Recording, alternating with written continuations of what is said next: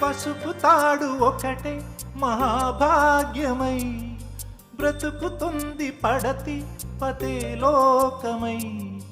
మగని మంచి కోసం పడే ఆర్తిలో సతిని మించగలరా మరే ఆప్తులు.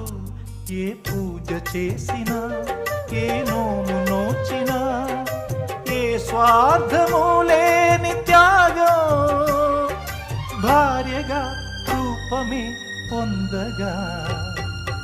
అపురూపమైనదమ్మ ఆడజన్మ, ఆ జన్మకు పరిపూర్ణత ఇల్లాలమ్మా.